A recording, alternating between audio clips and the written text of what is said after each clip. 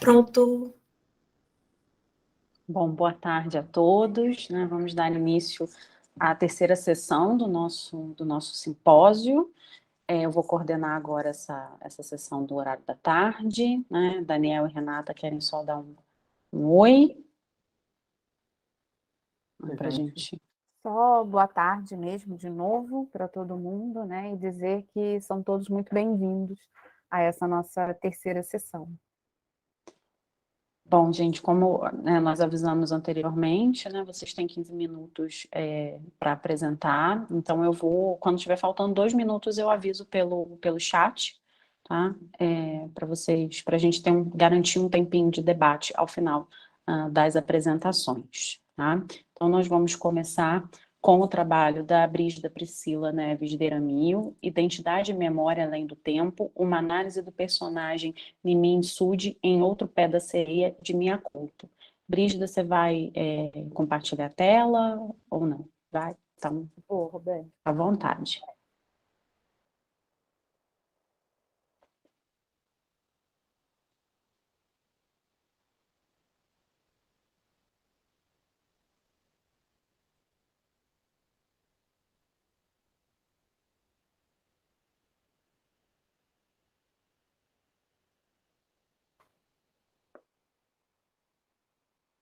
Apareceu aí para vocês?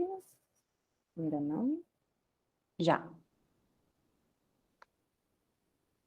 Para mim aqui não está aparecendo ainda, né? Para mim acho que não aparece, né? Para quem está apresentando. Não sei, para a gente tá uma tela preta. Então, é isso que eu tô... assim, apareceu e depois ficou tudo preto. Não, mas não é. Já está como se você estivesse no modo de compartilhamento, mas não aparecendo o... Agora Começa de novo, acho que é melhor. Tá.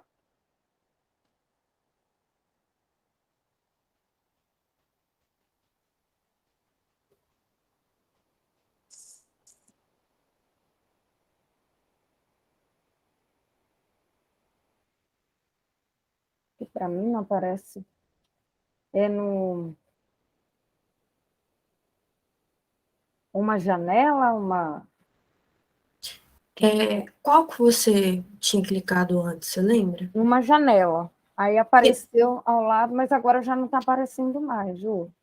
Está aberto por onde?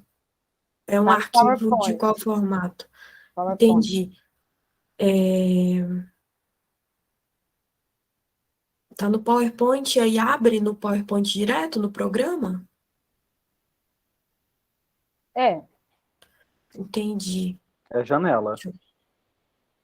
Uma janela, né, Daniela? É. Não está aparecendo nada, porque quando eu clico uma janela, só aparece a nossa tela aqui. Mas você consegue abrir ele no navegador como PDF, alguma coisa assim? Vou tentar. Porque aí você coloca como guia e aí eu acho mais fácil.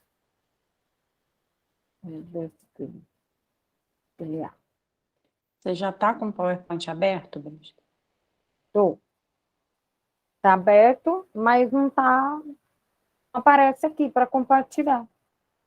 Nem na tela inteira, nem na janela. Você pode mandar para um de nós e a gente tenta exibir para você. Vamos ver se aparece de novo agora na janela. Acho que vai conseguir alguma coisa. Agora foi. Agora foi. Agora foi embora. Foi. Ai, que susto. Vai e volta. E foi embora. Ai, a tela preta de novo. Eu acho que... Eu sei o que é. Eu acho que isso acontece a hora que eu abro a chamada. Não pode abrir a chamada, então. Brígida, vai para o texto direto. Esquece a apresentação. Vai para o texto. Você está com o texto escrito. Vai para o texto. Gente, vocês tomem cuidado com esse orientador, né? Fiz uma apresentação tão bonita, Daniel. Tão bonitinho. Bom.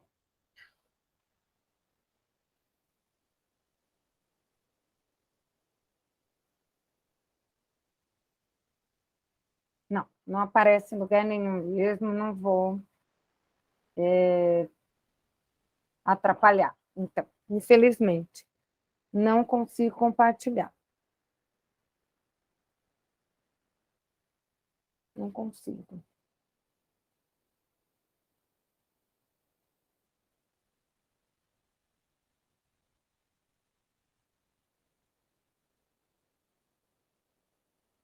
Apareceu alguma coisa? Agora Apareceu, está. estamos vendo. Tá, Sim, tá eu aparecendo. não vou mexer em nada aqui. Tá mudando o slide? Tá. Tá bom. Então, eu não vou abrir a chamada, porque toda vez que eu abro a chamada, a tela fica preta. Então, pronto.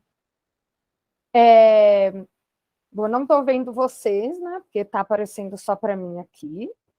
Mas vou começar, então. Bom, o meu texto na verdade, é um recorte da minha dissertação de mestrado, né? Eu vou falar um pouquinho sobre essa questão de identidade, memória, né? Que é vista além do tempo.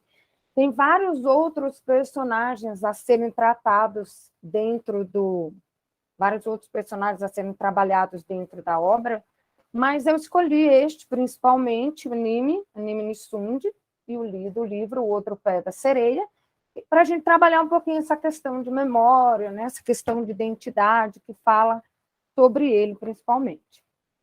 Bom, aí tem, então, uma breve explicação sobre o autor, o Miyakoto, né? Todo mundo já conhece, então não fiquei dando muitos detalhes sobre ele, que né? O Miyakoto é o pseudônimo dele, de Antônio Emílio, né? Leite Couto, que é nascido em Beira, Moçambique, em 1955, filho de pais portugueses, jornalista, professor, biólogo, escritor, então todo mundo já conhece um pouquinho aí da história e do Miyakoto, né, dessa questão biográfica. Bom, alguns detalhes que eu coloquei na apresentação, eles são pertinentes às obras do Miyakoto, em sua realidade, as obras de uma forma geral. Então, ele é um escritor, né, mais humanista, preocupado também com essa questão de soberania africana, trabalha esses limites identitários, essa questão de miséria, denúncia da guerra, né, que é essa herança portuguesa, essa denúncia dos anos de repressão, submissão, né, dentro dos questionamentos das vozes africanas, essas questões humanas da África pós-colonial, né, que é vista a partir de Moçambique, o universo mítico nessa constante transformação, esse aproveitamento da oralidade. Uma outra circunstância muito interessante dentro dos textos do autor são essas questões mágicas que ele gosta, mágicas, míticas, que ele gosta de usar dentro da maioria dos textos. Então, ele vai usar ali figuras singulares, personagens como fantasmas, demônios, sereias, personagens mitológicos, que abarcam ali esse universo também onírico, esse universo que trata da morte, e com isso ele acaba conseguindo fazer essa denúncia de repressão e de submissão através desses contextos que ele trabalha dentro das obras dele. Não só no livro em questão, que é O Outro Pé da Sereia, mas também as outras obras do Miyakoto geralmente abarcam esses questionamentos. Bom, falando um pouquinho resumidamente sobre o livro O Outro Pé da Sereia, ele é uma obra que se passa em dois momentos históricos, necessariamente. Uma parte acontece em 1560 e a outra acontece em 2002. Então, nós temos dois personagens principais, dentre os demais que aparecem dentro do texto, dois personagens principais que são o Nimi Nisundi e a Moadi Amalunga. O Nimi aparece lá em 1560, contando toda aquela parte introdutória da história, enquanto a Moadi Amalunga, lá nos tempos mais modernos, ela dá a continuidade dessa referência que é trabalhada. No fundo, os dois textos, esses dois personagens, eles são divididos dentro da obra, mas não de uma forma em que aparece primeiro um e depois o outro. São 19 capítulos que se entrelaçam. Então, um primeiro capítulo aparece, conta, por exemplo, a história da Moab. O segundo capítulo conta a história do Nínive. E assim vai na sequência. Então, você precisa chegar ao final da obra para poder ver como que essas duas personagens elas se misturam e como que essas histórias elas também se entrelaçam. E, no fundo, o objetivo em comum entre eles é uma santa, que é uma Nossa Senhora, né? Que lá nos tempos mais futuros, onde vai aparecer a personagem da Moádia, ela surge e leva a Moádia também a alguns questionamentos de identidade, e nesse sentido, leva ela a perceber, lá no final da obra, a mesma coisa que o Nimini Sund percebeu no começo, em 1560, que aquela santa, na verdade, não é uma santa católica, que, na verdade, já tinha sido benzida pelo Papa, e ela era levada em um navio, né, por um jesuíta chamado Dom Gonçalo da Silveira, numa viagem para Moçambique, lá em 1560. Então, lá naquela época, o personagem Nimini Sund percebe que ela não é uma santa, uma Nossa Senhora. Ela é a que anda, a deusa das águas. Em Quimbundo quer dizer sereia. E quando aparece ao final da obra a personagem da Moádia, ela também descobre, ela chega nesse mesmo questionamento, depois de um tempo, que a santa não é a santa, que ela é a que anda, que ela também chama de Nzuzu, que estava presa, uma santa, né, uma sereia, que estava presa dentro daquela imagem, segundo, né, o que os personagens trabalham no texto. Bom, o objetivo, então, da comunicação é trabalhar esse processo de representação, de identidade enraizada, né? Essa questão de reconhecimento, de memória deste personagem em análise, que eu escolhi o Nimi para trabalhar, para fazer uma análise sobre ele. E ele fala dessa circunstância, dessa viagem. Eu acho que essa questão de reconhecimento, essa questão de memória, ela abarca toda essa identificação. Inclusive, eles falam, o próprio personagem cita essa frase que aparece para vocês aí, fala, a verdadeira viagem é a que fazemos dentro de nós. Então, é uma frase que eu gosto muito, inclusive, e ele trata essa questão dessa identidade enraizada, né, dentro desse questionamento que ele faz com ele mesmo.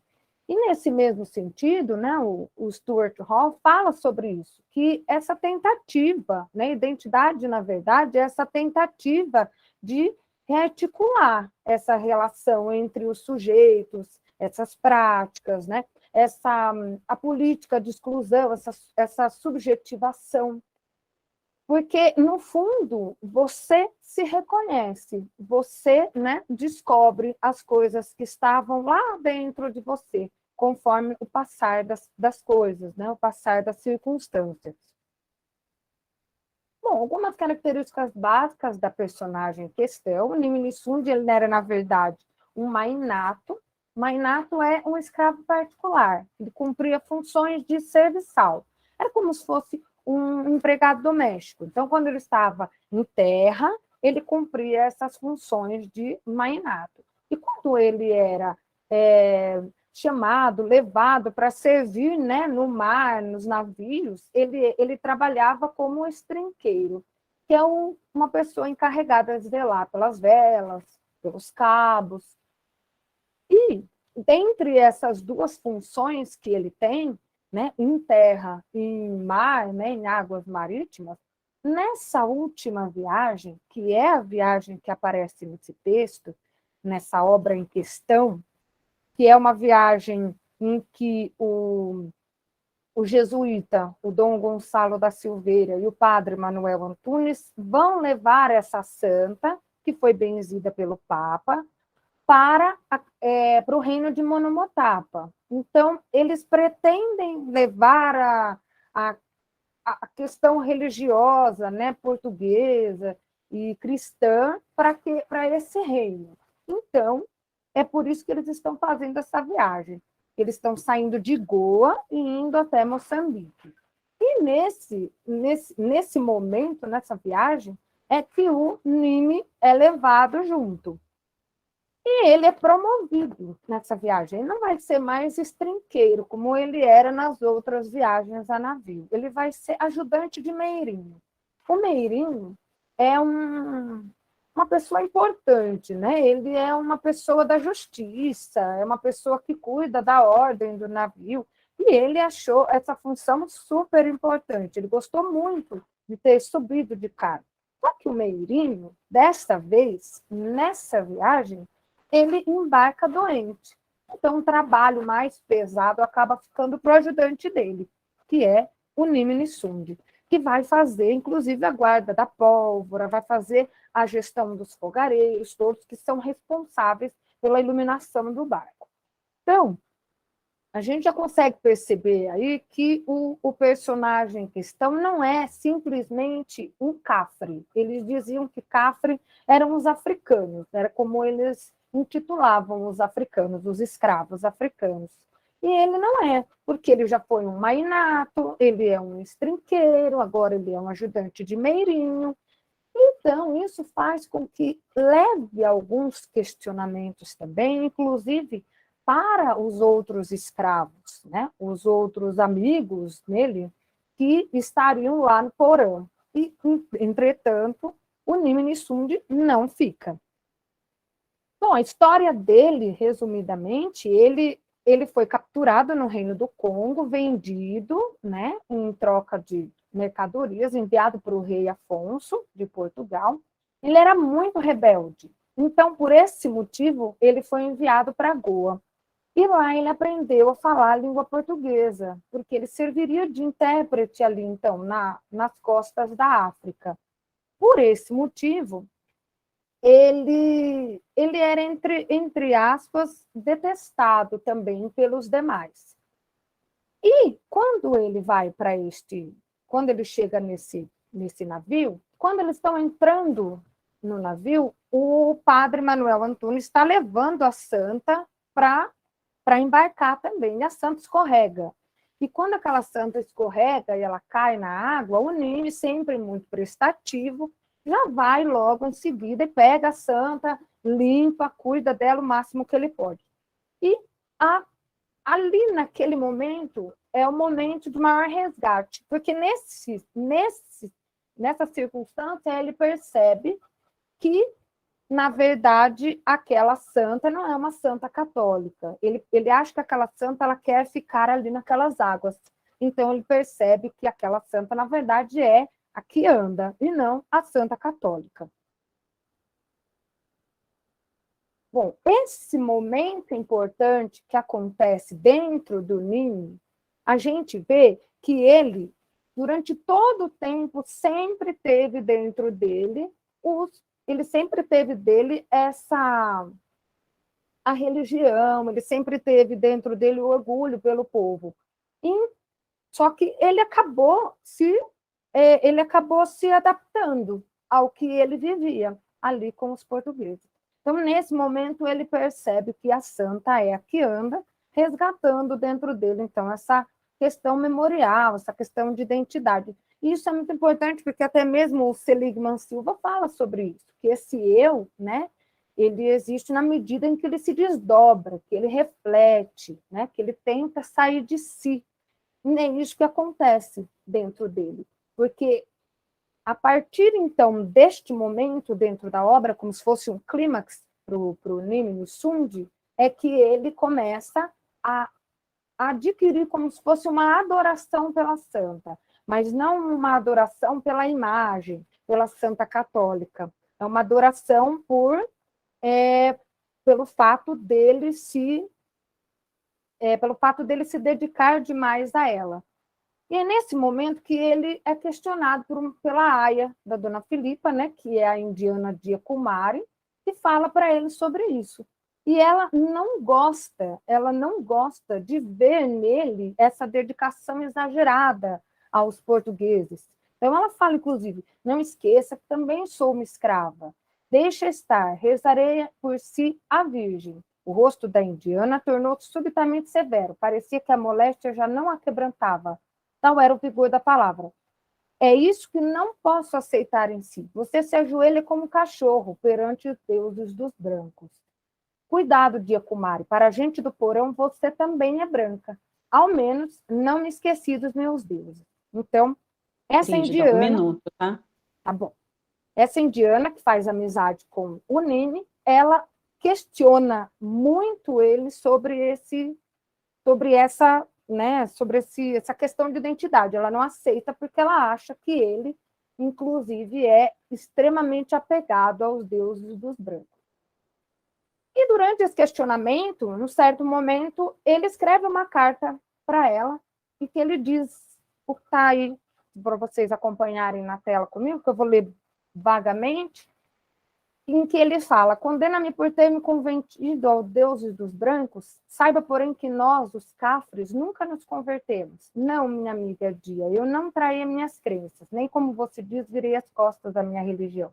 A verdade é esta: os meus deuses não me pedem nenhuma religião, pedem que eu esteja com eles. Depois de morrer, que sejam deles. Portugueses dizem que não temos alma. Temos. Eles é que não vêm. Esta é a razão porque Dom Gonçalo quer embranquecer a minha alma. Não é a nossa raça que os atrapalha, é a cor da nossa alma que eles não conseguem enxergar. Critica-me porque aceitei lavar-me dos meus pecados. Portugueses chamam isso de batismo. Eu chamo de outra maneira e digo que estou entrando na casa de Kianda. Todas as vezes que rezei não foi por devoção, foi para lembrar, porque só rezando me chegavam as lembranças de quem fui. Então, para a gente finalizar, então, entretanto, existe, sim, dentro do Nini, essas questões todas existem dentro dele, em que ele mostra que, para ele, é importante, sim, a religião dele. Então, ele só é levado pelo que acontece aparentemente. Então, ele confessa isso para a escrava. Até que, no final, isso, inclusive, leva ele à morte, porque ele tenta serrar um dos pés da santa, né, amputando a santa, e ele é pego pelo padre. E isso leva ele, inclusive, à morte, que é o que eu coloquei aí na sequência, que a lei da Atman fala para a gente, que a memória não é uma fortaleza contra o tempo, ela é o sensor mais sensível para a mensuração do tempo. Que conta um pouquinho, fala um pouquinho dessa questão final. Então, ele ele prefere a morte, a questão de identidade, de memória dele foi tão grande que ele prefere a morte, mas ele prefere que ele consiga amputar o pé da santa e deixá-la às águas novamente, o que não acontece. Mas, depois, ao final de tudo, então, ele se suicida nas águas, voltando, né, a encontrar a Kianda. Então, são muitos outros personagens dentro da obra que são trabalhados dentro desse contexto, mas o Nini é um deles. Então, poucos minutos, mas espero que eu tenha conseguido esclarecer para vocês um pouquinho aí sobre esse trabalho. Obrigada, Desculpa exceder um Brígida. pouquinho o tempo. Obrigada. Vou passar, então, de imediato a palavra aí ao meu colega, Daniel Marinho Lax, com o trabalho Uma Economia de Afetos Coloniais, a mediação de identidades subalternizadas em Luanda, Lisboa, Paraíso, de Djamília Pereira de Almeida. Boa tarde, gente. Eu vou ler aqui o texto para me ater direitinho nos argumentos. Stuart Hall, no capítulo Quando foi o Pós-Colonial, Pensando no Limite, do livro Da Diáspora, Identidades e Mediações Culturais, propõe, na esteira do pensamento de Peter Hume, em Including America, que pós-colonial se refere ao processo geral de descolonização, que, de forma análoga ao próprio processo de colonização, marcou tanto as sociedades colonizadoras quanto as colonizadas, com intensidades semelhantes, apesar de as ter marcado de formas absolutamente distintas, claro. Nesse sentido, o autor defende que uma das principais valências do termo é dirigir a atenção para o fato de que o processo colonial nunca foi algo externo às sociedades que exerceram o papel de metrópoles imperiais. Sempre esteve inscrito nas tecnologias de subjetivação dessas sociedades, da mesma forma como enraizou-se também na cultura dos povos colonizados. O que Stuart Hall propõe é uma tensão produtiva entre o pós-colonial enquanto temporalidade e o pós-colonial enquanto episteme. Essa tensão já estaria inscrita no próprio conceito de colonial, na medida em que também o colonialismo se constitui como e aí eu passo a citar, momento histórico específico, um momento complexo e diferenciado, como tentamos sugerir, mas sempre foi também uma forma de encenar ou narrar a história. E seu valor descritivo sempre foi estruturado no interior de um paradigma teórico e definidor distinto. Fecha a citação. Dessa forma, para Hall, a distinção crítica operada entre poder e conhecimento é exatamente o que o pensamento pós-colonial tem deslocado. Tanto a colonização quanto o pós-colonial situam-se invariavelmente em campos de força de poder-saber. E eu volto a citar o Stuart Hall.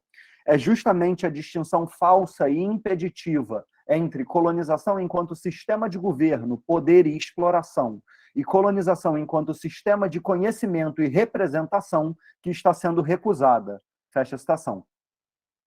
O romance Luanda, Lisboa, Paraíso, de Djamília Pereira de Almeida, tem a sua cronologia iniciada no final do período de domínio colonial português em Angola. Apesar de não falar abertamente sobre datas, a narração, logo no início do romance, cita que Aquiles, filho de Cartola e Glória, cujo calcanhar congenitamente mal formado lhe conferiu a alcunha, completaria 15 anos em 1985, tendo nascido, portanto, em 1970, 5 anos antes da independência angolana. Assim, acompanhamos, a partir da família de personagens principais do romance, a ficcionalização do modo de pensar de duas gerações diferentes. A geração dos pais, Cartola e Glória, que viveram toda a sua vida até a idade adulta sob o domínio colonial português, e a geração dos filhos, Justina e Aquiles, que, apesar de nascidos antes da independência, tiveram grande parte da sua formação cultural e identitária já fora do jugo colonial. Além disso, o romance se passa nos dois espaços nacionais. Por conta da necessidade de procedimentos médicos no calcanhar de Aquiles, Cartola e seu filho migram para Portugal, enquanto Glória e Justina permanecem em Angola. Assim, temos um membro de cada geração da família em cada um dos espaços físicos nacionais representados no romance. O objetivo dessa comunicação é discutir como o romance de Djamília Pereira de Almeida ficcionaliza personagens cujas subjetividades são marcadas pelas dinâmicas coloniais, representando uma colonialidade que sobrevive através dos seus efeitos secundários. As marcas da colonização aparecem no romance não apenas nas dimensões materiais da existência, mas também nas esferas subjetivas da vida social dos personagens. Dessa forma, a análise pretende refletir, a partir do romance, sobre como os processos de colonização deixou marcas no agenciamento das afetividades, tanto coletivas quanto individuais.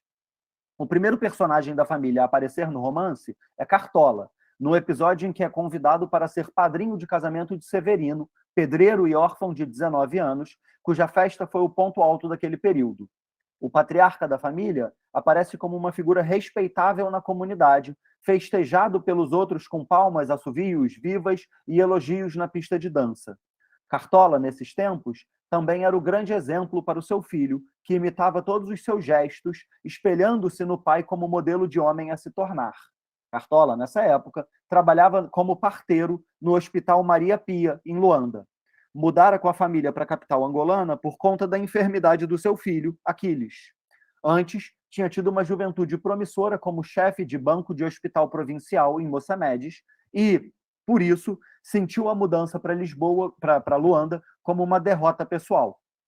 Além da má formação congênita do calcanhar do filho, a família tinha que conviver com uma paralisia crescente da esposa de Cartola, Glória, que cada vez mais se via entrevada em uma cama e necessitando de cuidados constantes. Os primeiros anos de vida de Aquiles e a progressão do quadro de paralisia de Glória se dão na iminência da independência de Angola. Entretanto, o casal é representado no romance como desinteressado ou mesmo avesso à discussão política. Cartola e Glória, apesar de não desfrutarem de uma vida de luxos ou de posições de grande poder na sociedade colonial, estavam plenamente acostumados com a hierarquização social vigente e tinham uma grande admiração tanto pelos colonos portugueses que viviam em Angola, quanto uma imagem grandiosa do Portugal imperial. A relação de admiração de Cartola com os colonos é expressa no romance a partir da figura do doutor Barbosa da Cunha, obstetra de Coimbra, com quem havia trabalhado quando vivera em Moçamedes. A convivência com o médico português trazia um status, conferia um senso de importância para Cartola, que, apesar de sentir-se inferior ao médico, acreditava que aquela relação social engrandecia a sua existência. Essa relação de deslumbre com a figura do obstetra é expressa, entre outros episódios, numa passagem do romance, quando Cartola e Aquiles, já depois de terem ido morar em Lisboa, são convidados para almoçar com o doutor Barbosa da Cunha. O episódio ilustra também a diferença geracional entre Cartola e Aquiles, no que diz respeito à inculcação de um imaginário calcado nas relações forjadas na hierarquia colonial. O pai, completamente fascinado com a figura do médico português e se rebaixando perante este, enquanto o filho, sem entender o fascínio do pai com o obstetra, passava a sentir-se envergonhado com a demonstração de subalternidade de Cartola. O fascínio imperial, a imagem de Lisboa como uma cidade grandiosa que representa, por sua vez, a dimensão de uma superioridade imaginada de Portugal, aparece no romance também a partir das imagens que Cartola detém da cidade, mesmo antes de a conhecer pessoalmente. Primeiro, ainda antes do contato empírico com a cidade, Lisboa é representada como uma capital do progresso e um local de pertencimento para Cartola, que se via como um soldado que regressava para casa. Entretanto, ao se deparar com a Lisboa real, a sua imagem de uma cidade imponente é desfeita. A Lisboa de verdade não fazia jus àquela dos cartões postais do passado. Apesar de conhecer alguns caminhos pela cidade, por já ter estudado mapas da capital portuguesa, a cidade se apresentava como um espaço estranho que o recusava. Em vez da casa que recebe o soldado ferido e o ampara, a Lisboa real deixava Cartola tonto e desequilibrado. Ao longo do romance, cada vez mais, a cidade vai se apresentando como um espaço de exclusão que os empurra para a margem. Primeiro, pai e filho habitam um quarto da pensão Covilhã, perto do hospital ortopédico, onde aconteceriam os tratamentos do calcanhar de Aquiles. Entretanto, depois de um tempo na pensão, os dois, sem conseguir pouso estável na cidade, vão sendo levados para suas bordas, até que se firmam no bairro de Lata, chamado de Paraíso no romance, que abriga todos aqueles que representam o outro do português no modelo neocolonial de cidade multicultural, que, apesar de albergar indivíduos de diferentes raças e culturas, aloca especialmente europeus brancos com dinheiro em espaços centrais e imigrantes não brancos e ou não europeus e sem dinheiro em lugares mais afastados e com menos recursos. Antes de fixar moradia na Quinta do Paraíso, Cartola vai sofrendo um processo paulatino de transformação em sua identidade. Vai, cada vez mais, deixando de ser o homem respeitável e respeitado, apresentado no início do romance, para se tornar uma casca daquilo que era, uma figura soturna que passa a despertar constantemente a vergonha do filho. Também o jovem passa por um processo de transformação na experiência do corpo a corpo com a cidade que lhe recusa, que não lhe oferece nenhuma possibilidade de caminho para a inserção. Se Lisboa e os seus arredores são representados no romance a partir dessa ideia de espaço fragmentado, estilhaçado entre regiões de opulência e regiões de carência absoluta, a cidade de Luanda aparece apenas como signo de subdesenvolvimento. Stuart Hall, no texto supracitado, fala sobre a gestão do subdesenvolvimento para favorecer as elites locais. Entretanto, Luanda, Lisboa, Paraíso não focaliza esse extrato da sociedade angolana. A família Cartola de Souza não faz parte da elite local e, portanto, experimenta somente o lado precário das cicatrizes do processo de colonização e descolonização africana.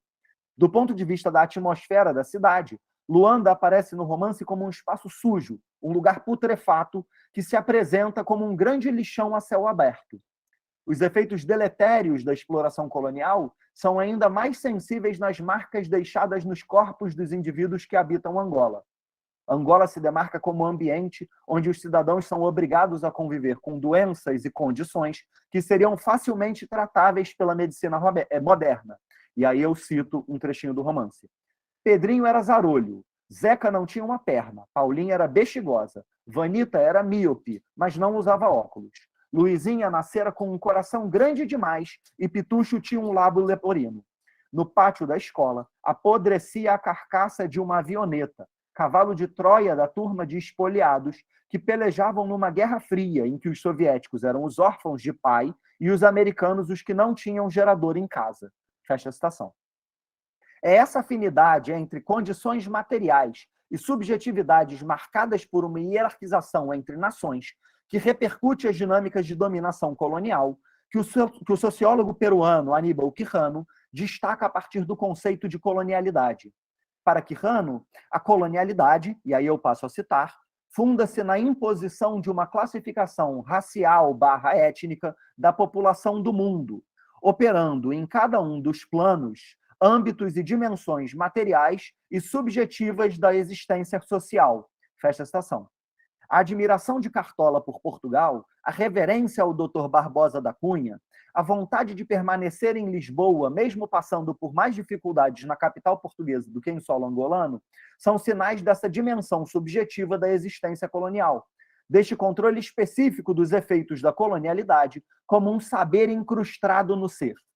Todos esses efeitos estão ligados a uma série de imposições sistemáticas que produzem um determinado sentimento, tanto individual quanto coletivo. Nesse sentido, a colonialidade se refere também a uma dimensão afetiva específica. O colonialismo implementou um sistema de controle de comportamentos, de conservação e renovação da obediência daqueles que assimilou. Essa episteme colonial estava ligada à produção de múltiplas mensagens emocionais que remetiam à grandeza e glória do império, que, por sua vez, se inseriam em uma estratégia de manutenção das conformidades políticas. Pierre Ronsard, no capítulo A Afetividade Política e Sua Reprodução, do livro A Gestão das Paixões Políticas, introduz a ideia de bens simbólicos emocionais como aquilo que é produzido para mediar estruturas socioafetivas capazes de gerar mobilizações ou desmobilizações políticas. E aí eu cito Pierre Ronsard.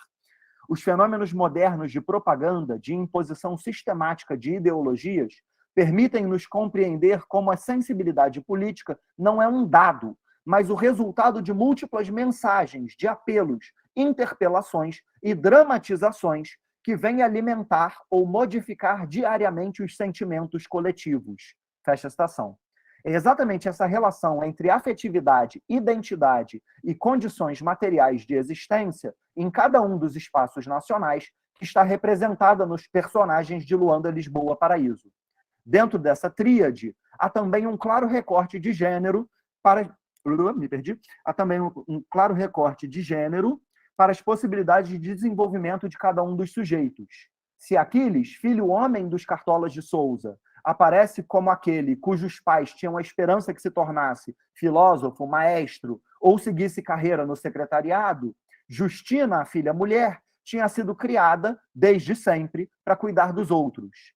Seja da mãe, em Angola, que necessitava de assistência constante, ou mesmo do pai e do irmão, em Lisboa, pela duração de uma viagem, para assumir a casa dos dois na Quinta do Paraíso. A ideia do cuidado como função feminina, seja em relação às tarefas domésticas ou cuidado com outros membros da família, está intimamente ligada à proposta de Pierre Ronsard de pensar a inculcação de ideologias a partir de uma dinâmica de afetos. Esse trabalho a ser exercido por mulheres, representado no romance através da figura de Justina, vai ao encontro da proposta de análise de Silvia Federici no capítulo Teorizando e Politizando o Trabalho Doméstico, do livro O Ponto Zero da Revolução, Trabalho Doméstico, Reprodução e Luta Feminista, quanto postula que, e eu cito a Silvia Federici, eles dizem que é amor, nós dizemos que é trabalho não remunerado. Fecha a citação.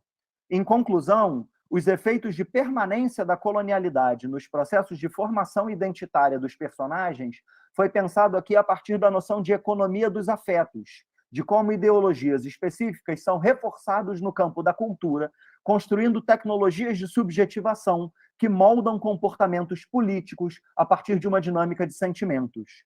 Ao fim do romance, todos estão entregues a um estado quase animalesco de existência, confirmando que o subdesenvolvimento se estrutura ao mesmo tempo em que é estruturado pelas condições mentais e afetivas oriundas de dinâmicas da colonialidade. Muito obrigado. Obrigada, Daniel. Sim, ficou certinho no tempo. Vou passar, então, de imediato a palavra para o Renan da Silva da Lago e Altamir Botoso, estão os dois aqui na sala, que vão apresentar o trabalho O Arquétipo da Figura do Político Malandro em O Bem Amado e o Grande Líder. Olá, Renan, vocês vão projetar? Sim, Vão eu vou compartilhar? projetar uma janela aqui. Vocês estão conseguindo ver? Sim. Bom, boa tarde a todos. Meu nome é Renan.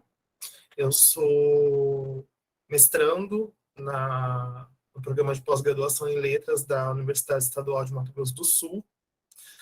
Meu orientador é o professor doutor Altamir Botoso, que está aqui na sala. E o título do meu trabalho é O Arquétipo da Figura do Político Malandro em O Bem Amado e o Grande Líder. Bom, esses são as duas obras que eu analiso os personagens principais, que é O Bem Amado, do Dias Gomes, e o Grande Líder, do Fernando Jorge. O Bem Amado ele foi lançado em 62, a primeira versão, e o Grande Líder em 1970. Então, eles têm um lançamento aí bem próximo um do outro. Enquanto Bem Amado é uma peça de teatro, né, e o Grande Líder é um romance, que tem essas distinções, e outras das distinções também talvez seja um pouco o foco narrativo de cada um deles, porque em Um Grande Líder nós temos um foco narrativo muito específico no protagonista, né? Enquanto em o Bem Amado a gente divide um foco narrativo entre o protagonista, né? E o fato de que esse protagonista, que acabou de se tornar prefeito da cidade, precisa inaugurar um cemitério.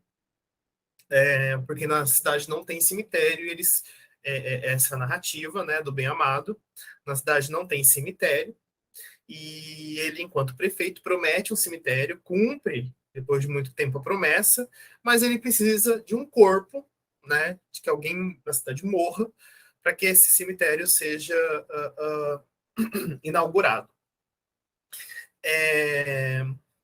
Enquanto isso, no Grande Líder, ele já é um pouco mais extenso, ele já conta a vida do Piranha da Fonseca Albuquerque.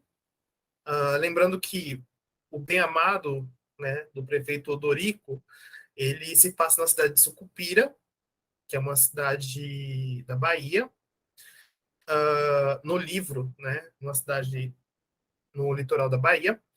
E o Grande Líder ele se passa em Indianópolis, que é no Paraná, com o senador Piranha da Fonseca Albuquerque.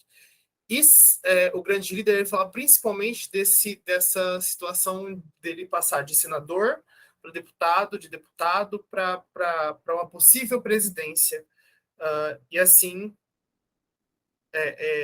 subindo de nível e de cargo político. O que eles têm de semelhantes entre eles? Principalmente e de forma muito sólida essa figura do político velhaco e malandro. Em ambos os casos, nós temos políticos que mentem, que manipulam, e principalmente políticos que fazem discursos inflamados e verborrágicos, assim. Tanto que inúmeras vezes na obra do Grande Líder, o próprio narrador, ele para a obra para ser um pouco crítico em relação ao personagem protagonista, e ele fala sobre esses discursos, e que são esses discursos que levam ele a se tornar senador e de senadora deputado, esses discursos que o povo não entende, que são excessos de palavras sem importância nenhuma, que ninguém está entendendo nada, e o bem-amado, o Odorico, também faz a mesma coisa. Ele tem discursos inflamados e que não falam absolutamente nada com nada, são apenas palavras que muito não se entende, e eles estão ali manipulando o tempo todo as coisas e as pessoas ao redor deles para que eles consigam subir de cargo e ter essa manutenção do poder sem fazer muito, ou fazendo muito pouco para conseguir o que eles querem. E essa é a figura do malandro.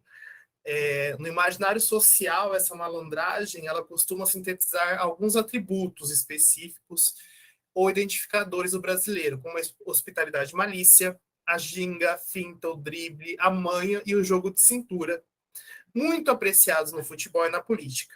A agilidade e a esperteza no escapar de situações constrangedoras ligadas ao trabalho ou à repressão, o jeitinho que pacifica, abrevia e soluciona problemas, né? Furando filas, suprimindo, agravando a falta de exercício de uma cidadania efetiva. Só que uma coisa que se percebe muito, principalmente no grande líder, mas no bem-amado também, existe essa crítica feita pelo Dias Gomes, é que entre o malandro e os velhacos políticos existe o povo. O povo que compra essas manipulações, que compram esses discursos, que compra essa figura do malandro, né? Então, existem esses velhacos políticos, esses personagens que se caracterizam pelas práticas de agir que contrariam valores éticos, morais, manipulando, né, privilegiando classes, influências sociais, pelo próprio benefício, né?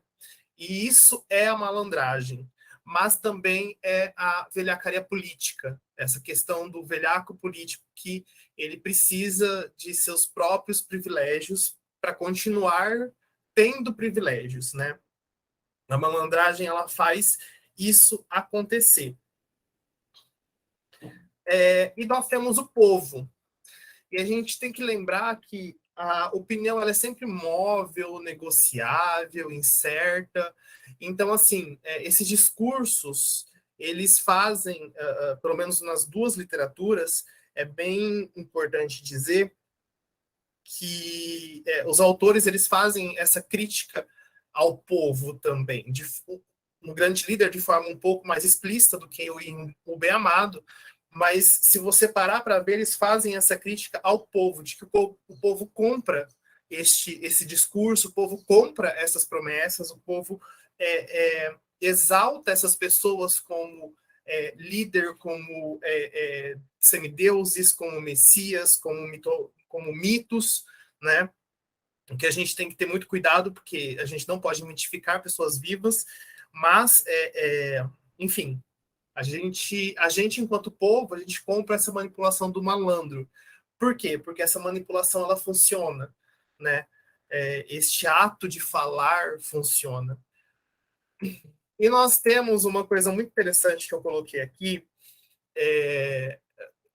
Nós estamos em um ano político, mas, assim, eu poderia falar do Bolsonaro, eu poderia falar do Lula, mas eu vou falar de um personagem muito específico, trazendo para a nossa modernidade, que é essa figura da paródia do deputado João Plenário, da Praça é Nossa.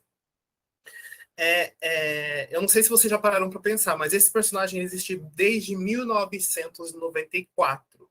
Ele está na Praça é Nossa por 28 anos. E ele funciona por 28 anos, sem mudar a narrativa. Então, assim, esse arquétipo do malandro velhaco político, ele funciona enquanto paródia, ele funciona enquanto humor, ele funciona enquanto pessoas que estão no poder. E desses 28 anos que o Saulo Laranjeira, que é o ator que faz o João Plenário, o deputado João Plenário na praça, entre março e setembro de 2016, ele foi contratado pela Rede Globo para fazer a novela Velho Chico, em que ele era o prefeito Raimundo.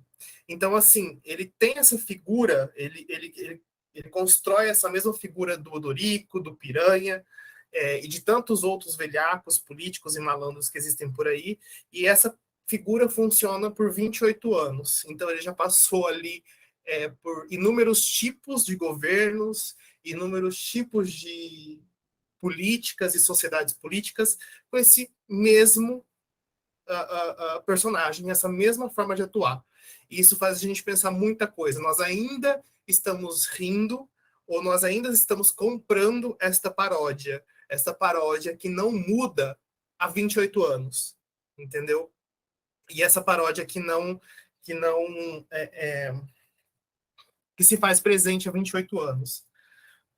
Lembrando que o Bem Amado ele virou uma novela na Rede Globo, só para finalizar, e o Grande Líder ele foi lançado em 1970, ali dentro da ditadura militar. Houve uma grande revolta, foi tirado das prateleiras, e ele só foi relançado entre 2012 e 2013. Então, assim, as primeiras edições deles são muito poucas, e a maioria delas foi tirada das prateleiras por conta da ditadura, que não gostou do que leu, obviamente, né? Essas são algumas das minhas referências, né? Algumas delas são um recorte da minha dissertação de mestrado, que está em andamento. Eu não falo do Bem Amado, mas eu falo do Grande Líder, mas eles têm essa figura do malandro político em comum. Eu acho que é isso. Obrigado. Obrigada, Renan.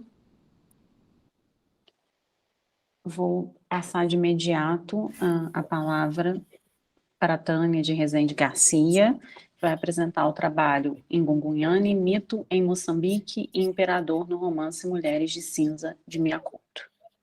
Boa tarde a todos e a todas. Eu vou fazer uma pequena apresentação aqui.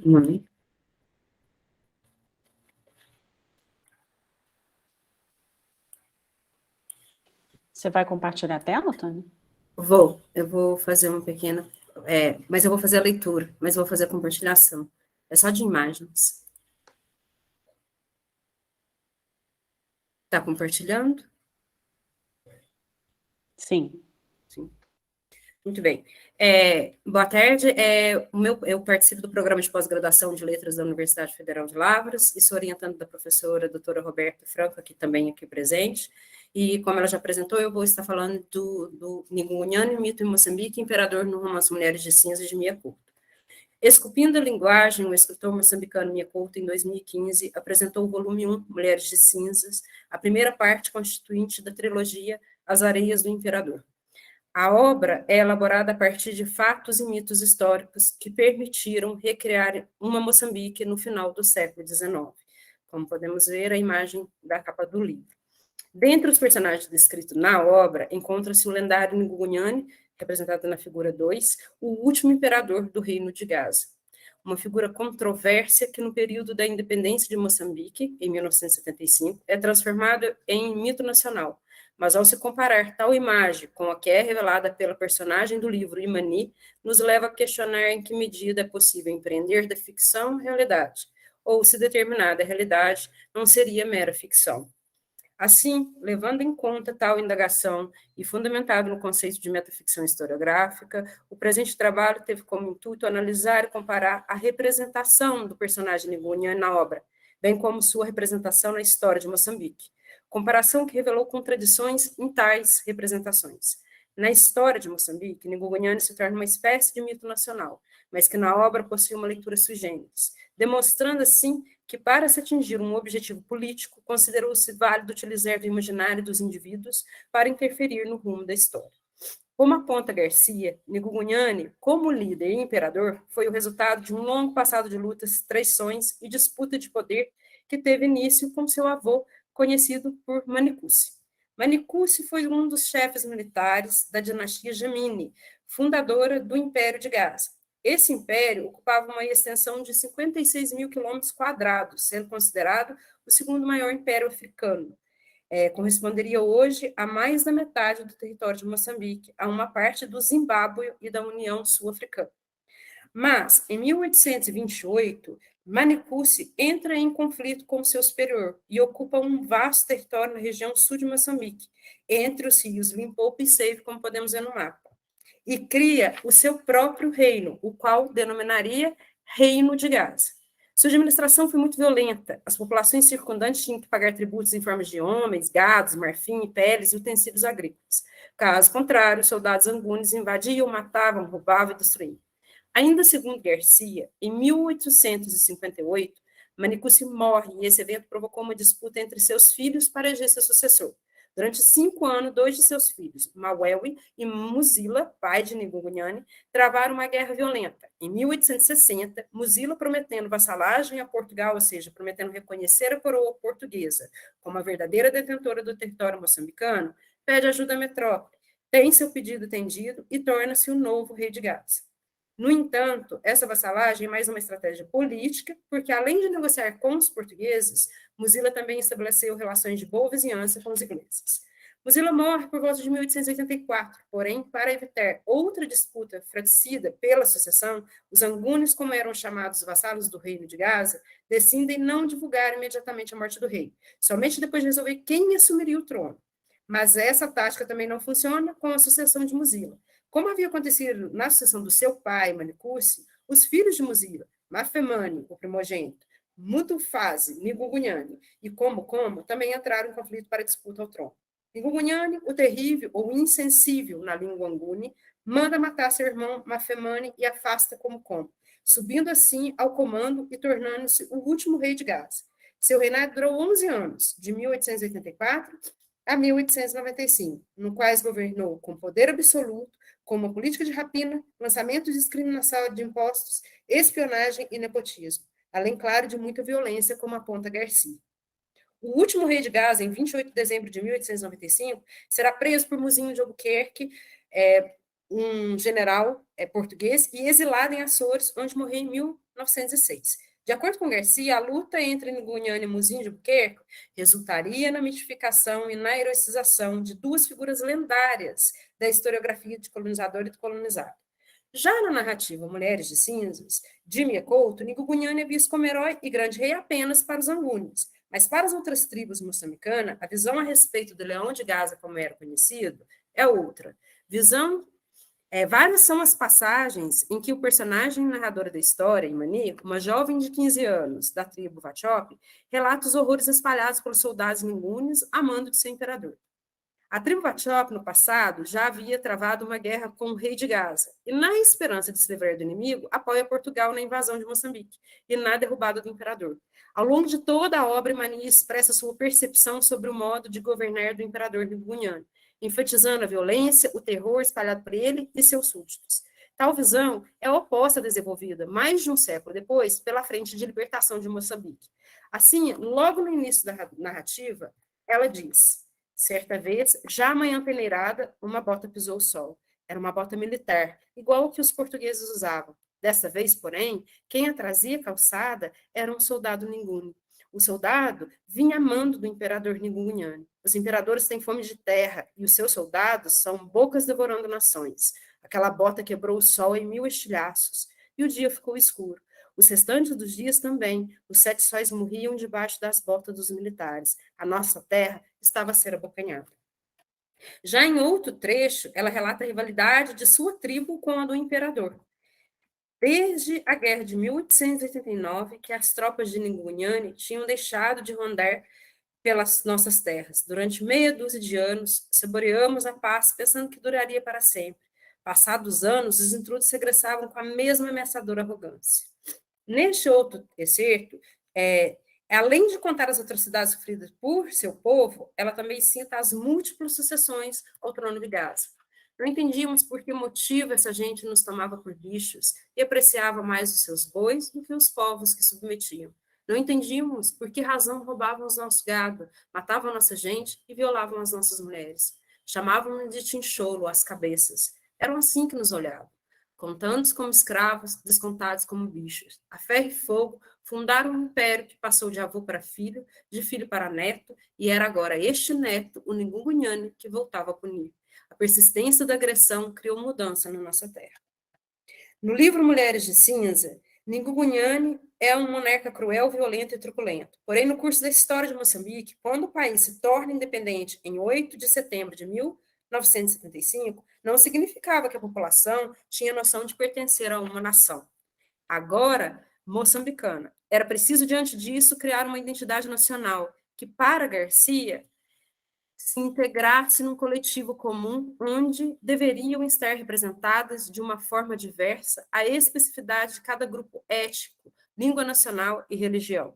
Moçambique precisava se tornar um Estado-nação com uma identidade própria. Segundo Ribeiro, nenhum Estado-nação abdica da produção e evocação de um imaginário político identitário, feito de histórias de lutas e de resistências homéricas, com os protagonistas investidos de um papel essencial no processo de construção e instituição de uma identidade nacional.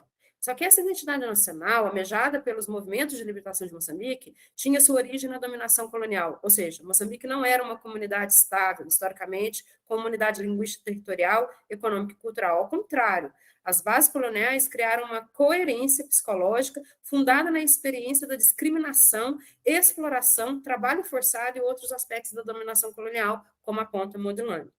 Para Ribeiro, a construção da nação moçambicana, isto é, a idealização do país que se pretendia ter, teve início justamente com os movimentos nacionalistas de libertação. Esses movimentos, para criar um ideológico e espírito de unidade, e, portanto, nação, buscaram na dicotomia, nós moçambicanos, em oposição a eles, os colonialistas, a solução. A elaboração desse sujeito pertencente, atuante, ou seja, da identidade moçambicana fabricada, dependia, segundo Ribeiro, da produção de símbolos, liturgias e discursos, no quais as figuras históricas elevadas a condições de heróis ocupavam uma posição fundamental. A resposta estava no passado e a solução foi buscar figuras históricas e símbolos que representassem a personificação da luta coletiva contra Portugal e seus colonizadores. Personagens que incitassem os moçambicanos a ressuscitar o espírito de resistência e rechaço por anos de dominação. O inimigo deveria ser combatido para libertar a alma e a nação moçambicana, a tanto aprisionada e explorada. O lema era a união. Com isso, a Frente de Libertação de Moçambique, conhecida como Frelimo, que se intitulava como um movimento anticolonialista em Moçambique, procuraria ir ao passado para compreender os problemas de identidade presente, como aponta Garcia. Para esse movimento, o problema da identidade moçambicana era que, até o momento, a história sempre havia sido registrada e contada como sendo o desenvolvimento da história de colonização de Portugal. Era como se Moçambique só tivesse começado a existir com a chegada dos colonizadores, e tudo que aconteceu antes não importasse na constituição daquela Moçambique dos anos 70. Assim, o arquétipo romantizado do herói africano recai sobre Ningungunyani, o último rei de Gaza, sendo essa concepção de herói uma idealização de resistência construída na contemporaneidade. Afinal, na história de Moçambique, Ningungunyani foi uma oposição em reação a Portugal, tornando-se a figura mais adequada aos propósitos da Frelimo. Ele é a personificação em símbolo da resistência, um guerreiro africano que lutou contra os portugueses, o herói que as frentes libertadoras buscavam para solidificar tal identidade.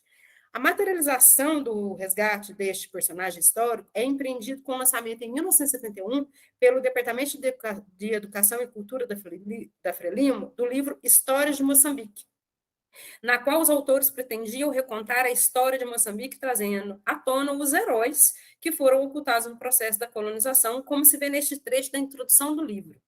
O método que vamos adotar para estudar a história de Moçambique será um método que se vai adaptar às condições atuais da luta do povo moçambicano, portanto, um método revolucionário.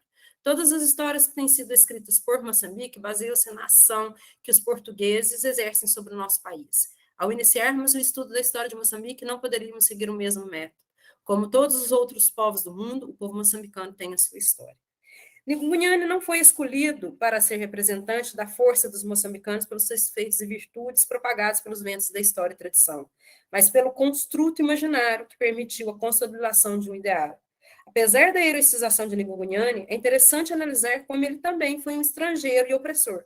Ele migrou para a região sul de Moçambique, conquistando territórios por meio da destruição e com o uso de violência. Ele também governava com muita tirania. Mesmo assim, foi escolhido para representar um herói que combateu os colonizadores opressores, porque, como indica Franco, a violência do colonizador também indica a resistência do colonizado. Isto é, em 1971, os moçambicanos já haviam enfrentado séculos de dominação e violência, levando os revoltosos do regime colonizador a buscar uma maneira de combater tal violência. O colonizado se rebela utilizando aquilo que lhe foi ensinado, a própria violência. Talvez, por essa razão, a figura de Nguyen tenha sido tão fundamental, afinal ele também representava a violência que deveria ser símbolo de resistência. No livro Mulheres de Cinza, Nguyen é um personagem apresentado pelas histórias contadas por outros, e nunca em primeira pessoa, e esses relatos nunca são positivos. Ao contrário, são relatos de muita dor e tristeza de um povo que não teve que combater somente o forasteiro europeu, mas também aquele forasteiro que era um vizinho próximo, induzindo a comparação das duas versões e verificando que não é possível haver uma única visão ou explicação das narrativas ou dos fatos históricos. Imani, uma personagem que apresenta observações e considerações sobre territórios e acontecimentos que a circunda, já caminhando para o fim da primeira parte desta saga, faz uma bela reflexão sobre a ambiguidade em que estavam os dois impérios Nguni em português. O monarca Nguni era um imperador já sem império. Os brancos eram um império sem imperador. O imperador termina quando morre. O império faz morada na nossa cabeça e permanece vivo menos depois de desaparecer. Era do inferno e não do demônio que nós deveríamos nos defender. A dominação, o poder, o absolutismo têm sido elementos basilares na formação e liderança de tantos governos. Um povo oprimido nunca irá garantir um país unido, estruturado e igualitário. Mas isso nunca foi, nem será projeto para os soberanos. São seus próprios interesses, enriquecimento e notoriedade que os norteiam a esmagar o próximo com a força de seu império. Como Imani disse, monarca e opressor vira lenda, já seu império vira o abismo que o outro deve amar, respeitar e chamar de sua nação. Muito obrigada. Obrigada, Tânia. Vamos agora, então, temos aí um tempinho bom, né, até às 4, nosso momento aqui de debate sobre as apresentações. Desde já agradeço, né, pelas 4 comunicações e deixo o espaço aberto. Quem quer começar? Bora, Renato. Eu ia falar isso, a gente fala quem quer começar esperando, Renato. Eu já estava olhando para o Renato ali. Então, começando pela apresentação da Tânia, né? Nossa, assim, me deu um novo gás. Eu comecei a ler esse livro, quando ele foi lançado, quer dizer, na verdade, eu tenho a trilogia, né? E eu parei nesse primeiro, avancei bem até. Mas eu parei nesse primeiro porque, assim, parei de fazer uma outra coisa, ele não me chamou de volta. Então, assim, essa conexão, é lógico que mesmo uma personagem historiográfica, ao estar inserida no livro, isso o Titio Antônio Campos dizia, é uma personagem. Mas essa leitura paralela das personagens e da história, nossa, isso torna instigante a leitura. Então, assim, só um comentário, né, que me deu um fôlego novo, assim, para voltar para ele, né? Tomara que você goste. Tomara, depois a gente volta a se falar aí pelos outros eventos. Com relação ao trabalho do Renan, bem legal. E o que eu vi aqui, Renan? Não sei se você tem interesse nessa historicidade da malandragem, né? Quando eu fiz a minha tese, eu precisava dar uma localizada numa personagem que era dito que ela tinha um corte picaresco, né, de pícaro e tal. Então, eu fui num texto do Antônio Cândido que fala, que ele desmonta uma crítica anterior de um texto que se diz que alguém disse que era picaresco e cria um outro conceito. E ele chama esse texto de dialética da malandragem. Então, quando ele começa a concluir assim, romance malandro. Digamos, então, que Leonardo não é um pícaro, saído da tradição, tal, mas o primeiro grande malandro que entra na novela brasileira, vindo de uma tradição quase folclórica e correspondendo e tal. Então, talvez seja um ponto de partida interessante para pensar a gênese do malandro na literatura, né? O texto é Dialética da Malandragem, caracterização das memórias do Sargento Milícia, do Antônio Cândido. Tá? É mais essa dica. O Daniel, o que me, assim, eu tô lendo agora o Luanda, Lisboa, Paraíso.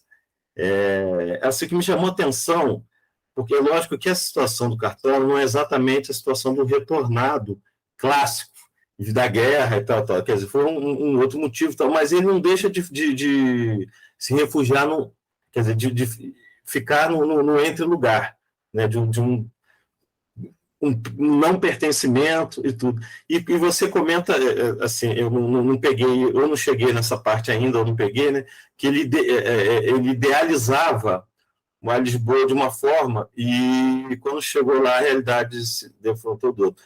Então, assim, me ocorreu, de repente, se essa questão do entre-lugar não tem um refúgio na própria memória ou no ideário que você constrói de um determinado lugar. Não sei se eu fui... Enfim, eu posso tentar construir de uma outra... Assim, eu estou pensando num lugar para esse cara que está entre lugar, que eu tenho alguns personagens que sofrem disso também, né? E se esse lugar não estaria numa construção uma idealização né, de território da própria pessoa que vive essa questão. Bom, vamos lá. Com relação a Brisda, eu fiz, ano passado eu apresentei um trabalho sobre riso, né, na Abralic, né, e eu trabalhei um pedacinho do outro pé da sereia. E eu achei assim, uma questão muito interessante é quando o Gonçalo da Silveira, que se eu não me engano também é uma personagem historiográfica, né, ele também tem uma existência e foi reconstituído aqui, né, nesse romance, né, que ele, quando chega no porão do navio, ele se defronta com os risos, que eles chamam de riso crasso, um traço animal. Aí eu até desconstruo isso, porque e aí ele diz assim, para a gargalhada, a gargalheira, né, as chibatadas e o castigo. Tal. Aí eu coloco que um pensador coloca o riso como um único fator humano, né, e só o humano é capaz de rir, fazer rir e tal. Então,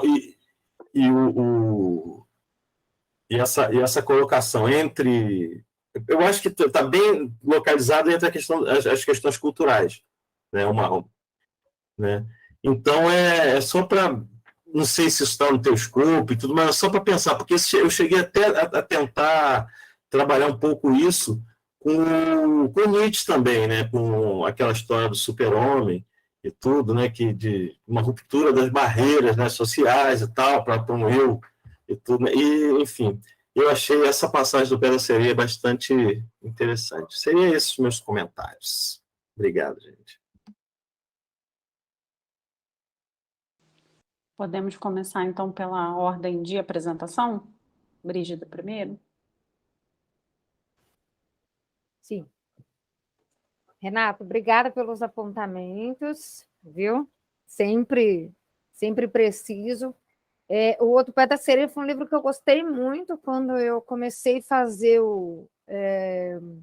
uma disciplina como aluno especial. Eu já logo peguei a primeira disciplina que falava de literaturas africanas, de língua portuguesa, e a professora apresentou Outro Pé da Sereia. Daí eu fiquei realmente encantada com o livro, e eu falei, eu vou desenvolver alguma coisa com ele.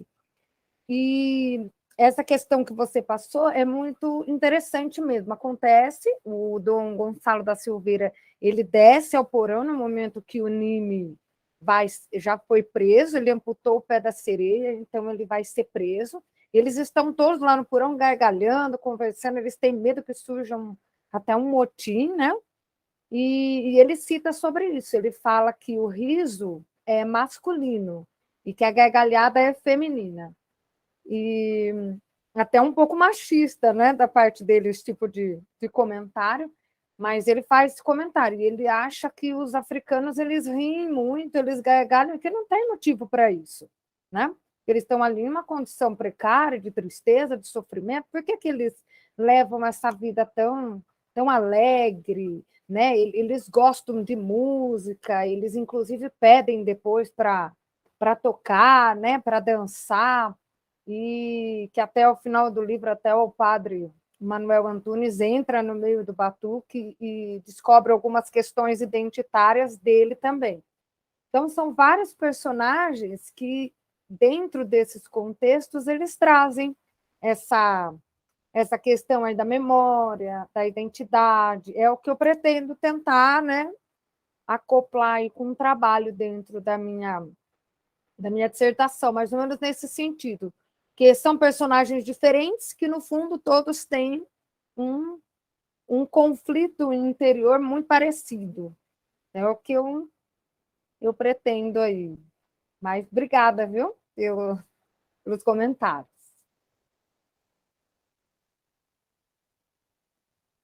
Daniel. Agora sou eu, é isso? Isso. Então, obrigado, Renato. Não sei se eu pensaria o Cartola como um retornado. Até porque, assim, né, tem muitos... Enfim, os próprios retornados também não são, né, não tinham uma única forma de pensar essa relação com Portugal, né? Tinham alguns que queriam permanecer em África, tinha alguns que queriam construir uma ideia de África branca, uma independência que servisse a eles como elite colonial, né? Mas eu acho que, assim, principalmente eram pessoas, em geral, ali naqueles contextos, eram pessoas que viviam num lugar de poder, né? Que é o que o Cartola e a Glória não vivem e recusam a política, né? Não querem saber. Tem uma passagem onde bem no inicinho, onde o Cartola vai dizer isso, né? E que ele não evitava a política como se evitasse um vagabundo na rua a ponto de estar capaz de confundir uma granada com uma bomba de medir pressão arterial. Então, isso mostra, assim, né, essa diferença de lugar a se ocupar na sociedade. Agora, sobre as representações da cidade de Lisboa, né, mentais e empíricas, logo no comecinho do romance. Na página 19 tem uma passagem que é assim: Lisboa esperou que ele se rendesse para o receber. Se finalmente viajava para a cidade do progresso, sabia que recolhia a ela como um soldado ferido de volta para casa. Então, ele imagina essa Lisboa como uma cidade do progresso que o receberia como um guerreiro. E aí, depois, na página 29, mas no interior de Cartola o mapa ainda era o mesmo. Caminhava sem referências. A nova cidade descarnada, sem arruamentos definidos, entontecia-o. Sentia as pernas tremer, perdia o equilíbrio, mesmo que soubesse não estar perdido. Sabia ir do Campo Grande aos restauradores, traçado que imaginara anos a fio como uma marcha triunfal. Aterrado em Lisboa, porém, a cidade não era como tinha projetado. Nada ficava perto de nada, nem era tão imponente como nos postais ilustrados do passado. Então, ele tem uma relação de uma imaginação que era mediada por mecanismos de propaganda colonial, de uma cidade grandiosa, de uma cidade imponente. E ele chega numa Lisboa que, primeiro, não o reconhece como cidadão, não o reconhece como alguém que pertence, muito menos como um soldado ferido de volta para casa. E a cidade não é nada daquilo que ele imaginava, né? E cada vez mais essa imagem vai se desconstruindo e ele também vai se desconstruindo nesse contato com a cidade. Ele vai se precarizando, né?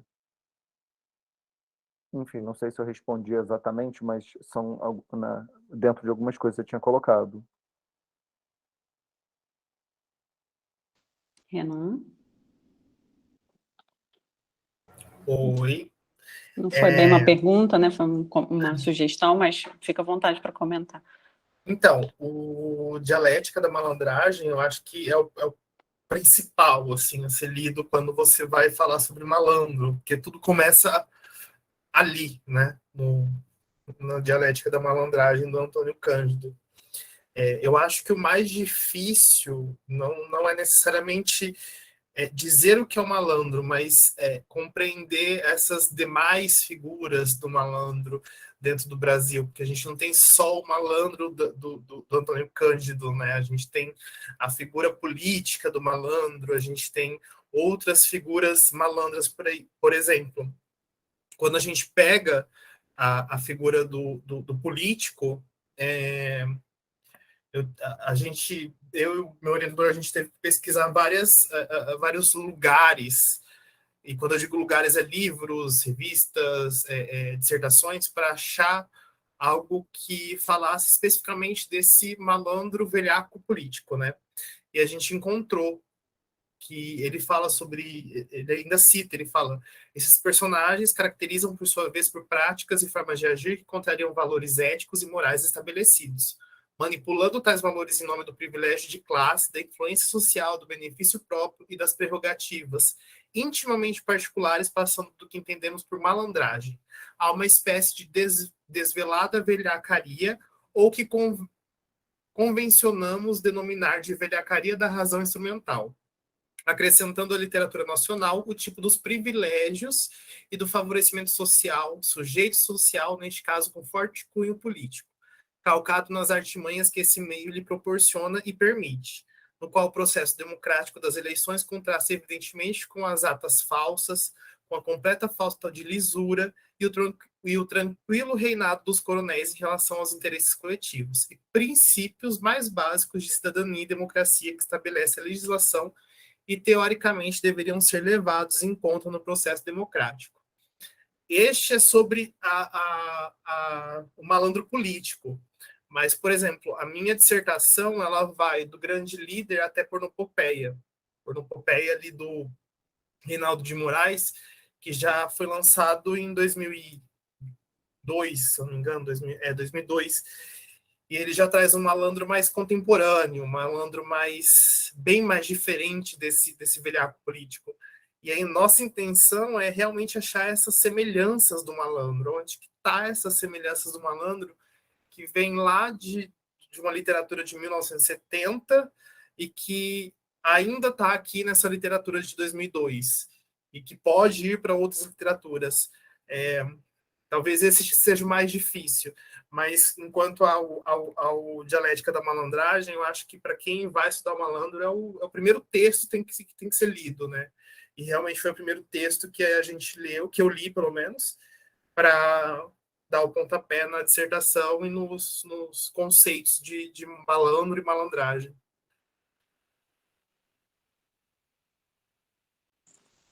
Tânia, você quer comentar?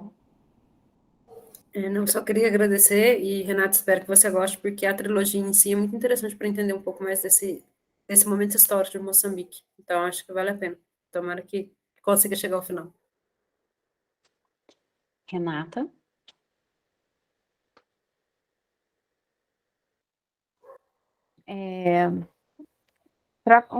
Não é bem uma pergunta, Brígida, mas é um diálogo aqui, né?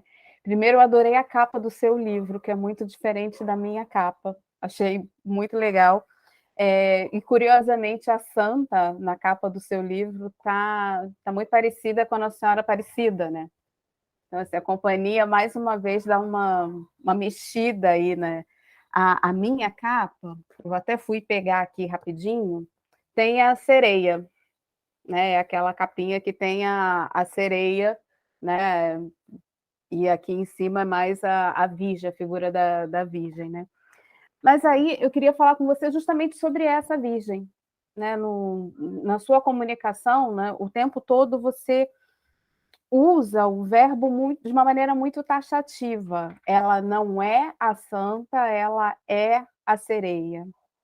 E aí eu te pergunto se não dá para modalizar um pouco isso, porque eu acho que justamente a marca do Mia Couto é propor um lugar entre, né? O que às vezes até irrita, né? Quem me conhece sabe que eu tenho uma certa implicância, Mas ele vai propor justamente esse lugar entre, vai propor essa coexistência. Então, eu não sei se seria mais interessante você olhar para essa santa como as duas coisas. Como a santa católica, né, que está sendo levada lá como símbolo dessa cristandade, né, dessa presença cristã ali em África, mas, ao mesmo tempo, essa força religiosa africana que resiste e que, de alguma forma, toma a forma da santa para conseguir resistir. Né? E aí, numa aproximação muito direta com as nossas religiões de matrizes africanas. Né? E acho que a companhia já deu uma mexidinha aí com essa capa. É um pouco o que foi feito aqui no Brasil com essa associação de divindades ou entidades africanas a imagens de santas católicas. Eu acho que é um pouco isso que ele propõe. Então, não é nem uma coisa nem a outra coisa, mas as duas coisas juntas. Né? Então, assim, para te propor um pouco pensar a partir desse diálogo, dessa coexistência, e não numa exclusão. Ora a santa para os portugueses, ora a quianda, que não necessariamente é uma sereia, outra implicância, enfim. Ela pode ter várias formas, incluindo a da sereia, mas não é só isso. Mas pensar um pouco nesse lugar entre, né? E para a Tânia, aí fica assim, só a sugestão de leitura para você comparar um pouquinho a figura desse Guguiana do Miyakoto com o da Paulina Chiziane nas Andorinhas. Eu acho que vale super a pena. Eu gosto muito daquela representação que ela faz. Mas é isso, são comentários aí, parte da minha implicância. A Roberta já até levantou a mão, né?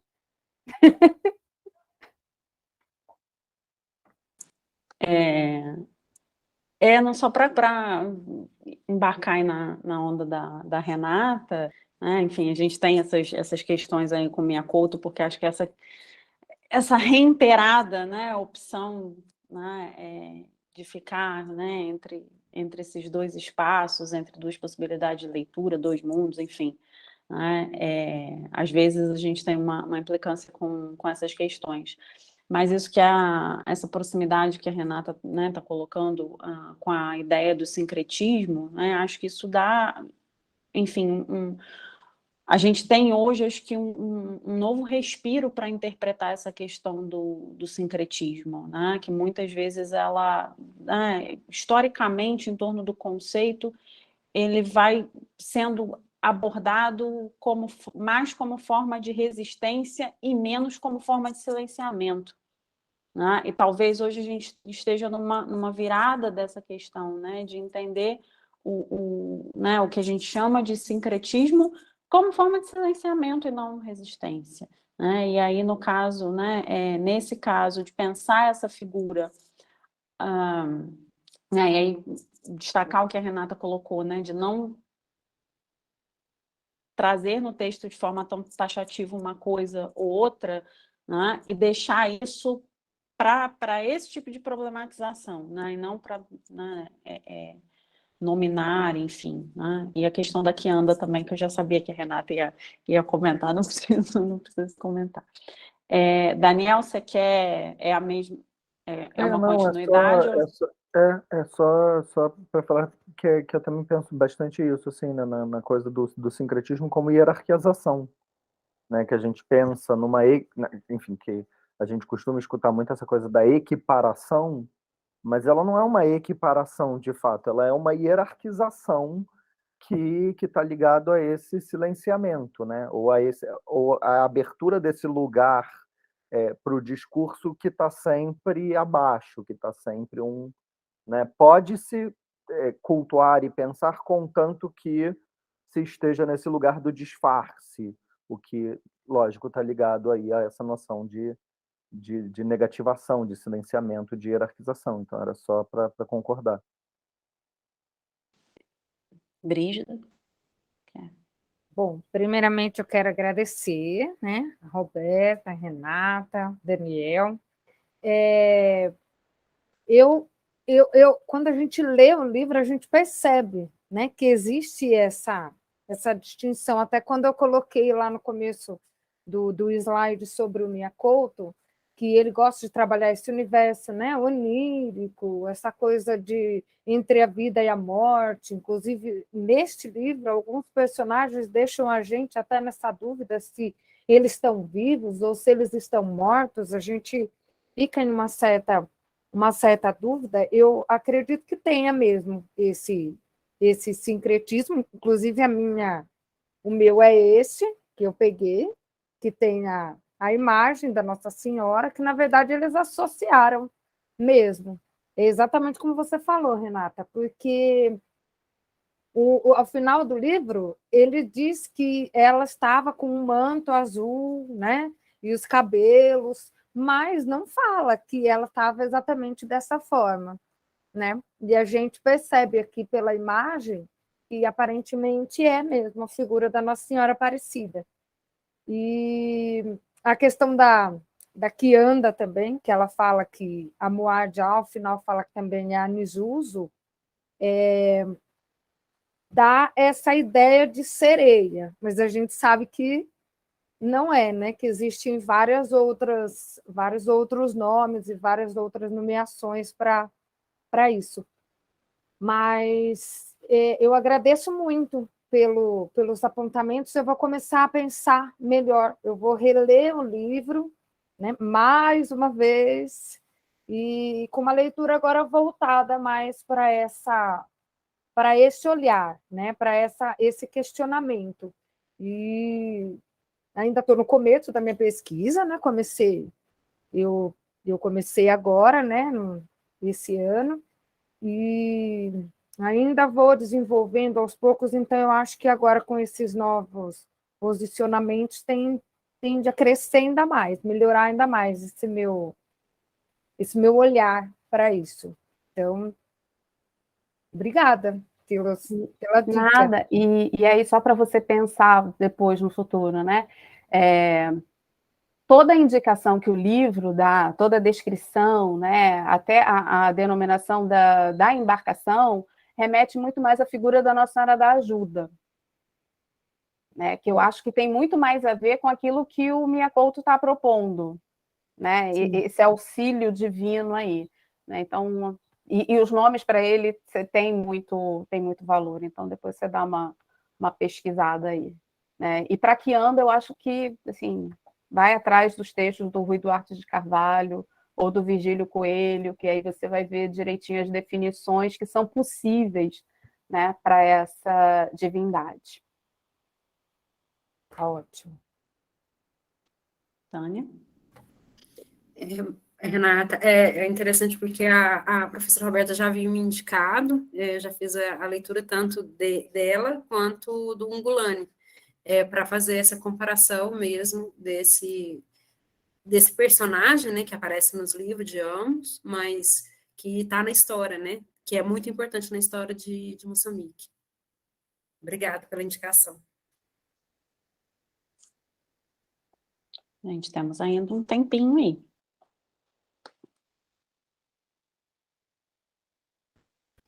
Boa tarde. Primeiramente, gostaria de parabenizar os 4 pelas apresentações. E eu tenho uma pergunta para o Daniel. Eu achei interessante isso que você colocou da noção dos afetos e como essa colonialidade ela afeta tanto no âmbito individual quanto coletivo. E eu queria te ouvir falar um pouco sobre como você vê que essa colonialidade, como ela afeta a relação entre os membros da família. O Cartola e o Aquiles, por exemplo, ou o Cartola com a Glória, pensando também nessa diferença de gerações que você aponta. Carol, obrigado. Então, é porque, assim, essa apresentação é o texto cortado, né? Esse texto, na verdade, ele é um texto um pouco maior, e eu tentei fazer um pouco isso, né, nesse texto maior, de pensar esse recorte geracional e pensar esse recorte de gênero, né? Então, como que os filhos eles são muito pequenininhos no momento colonial, e aí boa parte da vida deles já é fora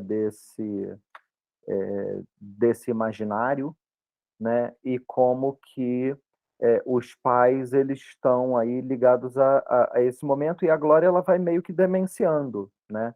O processo dela, aí óbvio, estou usando isso aqui em termos muito leigos, muito lato, né? A noção de demenciar, mas assim, né, no mesmo no momento que está pensando assim sobre a relação deles, né, do Cartola e da Glória, com a política, né, o Cartola fugia e a Glória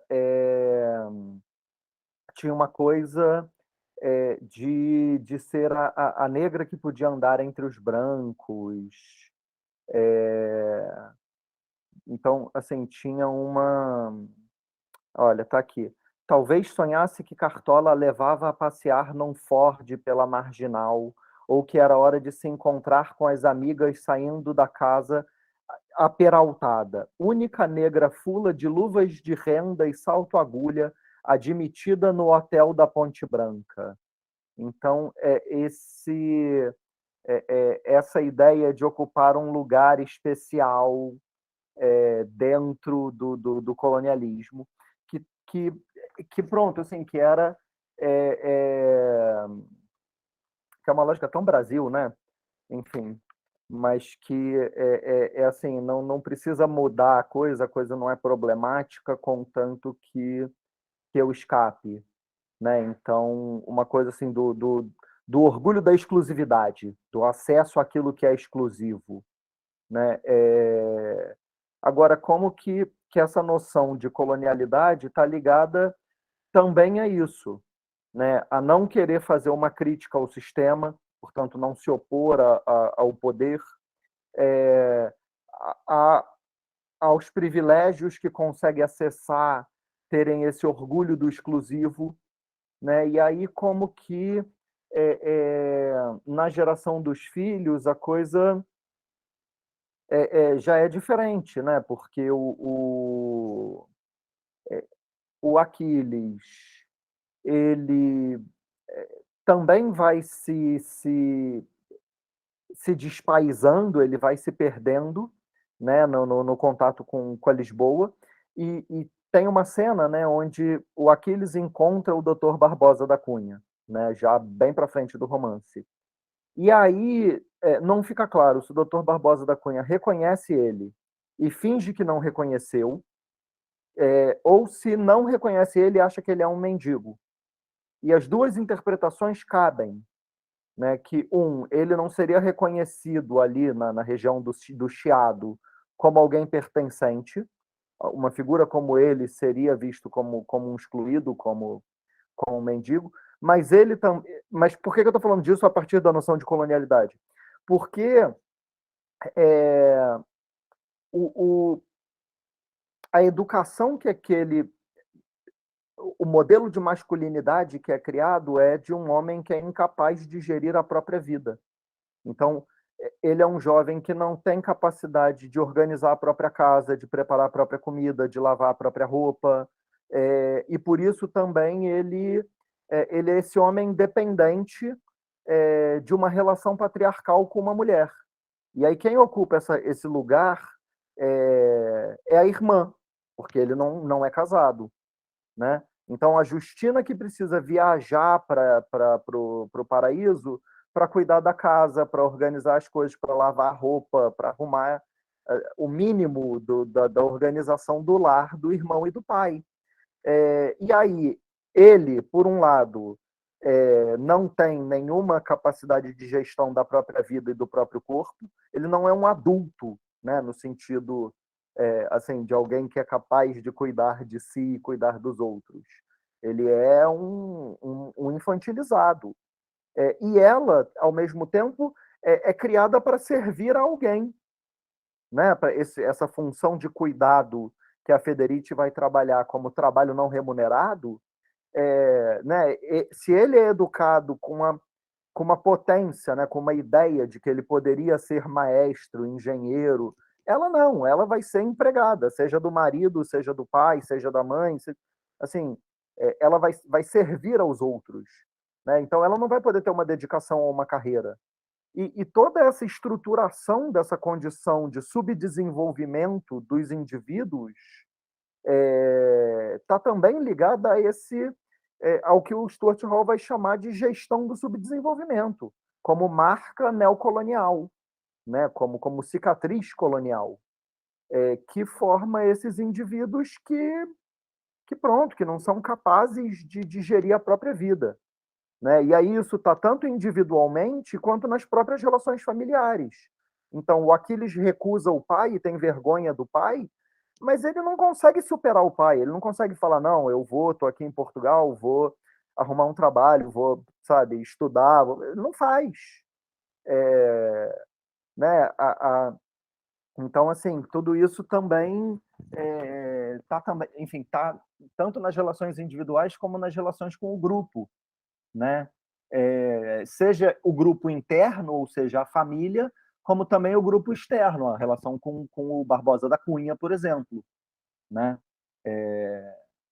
Então, como que o Cartola vai o tempo inteiro ficar, senhor doutor Barbosa da Cunha, não sei o quê, e recorrendo a ele cada vez mais como mendigando, né? Enfim, teria bastante coisa para falar, a coisa do Pepe também, e de como ele vai organizar aí um sistema de sobrevivência nesse bairro de Lata, né, onde ninguém consegue fechar as contas, e aí ele faz uma coisa meio de banco, emprestando para todo mundo, né? Enfim, tem... Mas pronto, eu tentei pensar por aí, sabe?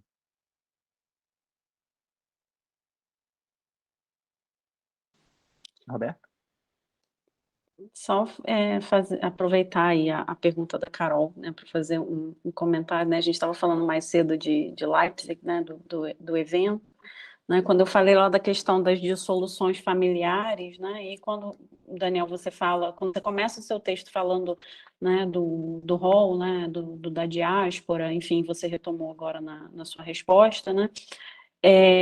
Como que essa questão das dissoluções, né, que eu chamei naquele momento de dissoluções familiares, que está no Luanda, Lisboa, Paraíso, na verdade atravessa, né, a obra da Djamília, né, muito em torno dessa questão do trânsito das personagens entre principalmente esses dois espaços, né, e o Renato também já tinha colocado essa questão do entrelugar, né? Então, acho que essa é uma questão muito presente, inclusive nos outros livros, em maior e menor grau, né? Óbvio que no Luanda, Lisboa, Paraíso, você tem esse foco, né, mais nítido, né, do pai e do filho, mas isso vai aparecendo em outras obras também, que tem essa questão da migração, né, do trânsito entre Angola e Portugal como um cenário, né? Então, acho que essa questão é interessante para ser pensada a partir dessa relação dos afetos impactados, né, não só pela colonialidade, mas como nesse contexto, né, posterior, e aí que o bairro, né, do Paraíso é tão significativo para pensar isso, né? Sim, sim. E acho também que essa própria localização das cidades que existem dentro das cidades, né, dos diferentes Exatamente. espaços de habitação dentro da cidade, porque, em geral, quando a gente pensa na relação neocolonial, né, onde você tem um deslocamento das antigas metrópoles para uma condição de centro e das antigas colônias para uma posição de periferia, num mapa de poder global, você tende a pensar, então a vida no centro ela é melhor. Mas, assim, não, porque esse indivíduo ele não vai conseguir habitar as zonas centrais desse centro, ele vai habitar as periferias desse centro, né? Então, o Cartola, em Luanda, ele era um parteiro, ele tinha um emprego, ele tinha uma coisa, e ele era um indivíduo considerado dentro ali do microcosmos da comunidade onde ele estava inserido. E em Lisboa, não. Ele vai viver isolado, ele vai viver nesse bairro de Lata, ele não consegue pagar as contas, ele não tem dinheiro, ele não consegue um emprego, ele não consegue cuidar de si mesmo e a coisa toda vai definhando, né? Então, também é assim, do mesmo jeito que se pensa esse espaço de subdesenvolvimento nas antigas colônias, o quanto que, né, que agora passam a exercer esse lugar de periferia, o quanto que essas cidades neocoloniais, pós-coloniais, são também fragmentárias, e elas não, né, esses fluxos migratórios não absorvem os sujeitos nos mesmos espaços, né? Você continua tendo empregos de reserva de mão de obra, você continua tendo as pessoas que são os estranhos naquele lugar, né? E no caso delas, as famílias que ficam efetivamente divididas, né? Ou seja, quem migra não é absorvido, né? E ainda tem essa questão de ter sempre a família, né, dividida, né? Nesse Cabelo tem isso, no Wanda Lisboa Paraíso tem isso, né? Nas telefones tá a filha em Portugal e a mãe fica, né, em Angola, assim como a Glória, né? No Maremoto o personagem sequer sabe, né, onde está a filha, né? Então tem sempre essa questão das famílias diluídas nesse processo, né? Dissolvidas nesse processo. Não, e a Glória é um personagem muito triste, né? Porque ela vai perdendo esse contato com a realidade, né? E assim, é um negócio muito. Por isso que eu falei de começa a demenciar, né? Porque a coisa das cartas é assim, ai, meu amor, não sei, tipo, o cara não vai voltar, né? A relação tá desfeita ali, né? Então, enfim, a coisa toda é muito, né? É muito dura, né? Esse processo de separação. Júlia, já vi que você apareceu aí, provavelmente, né, para nos lembrar do tempo, né, e encerrar, né? Já passamos aqui um pouquinho das 16 horas, né? Então, agradeço mais uma vez, né, as 4 comunicações, né? Fechamos aqui a nossa terceira sessão e voltamos amanhã, às 8 da manhã, né? Animados.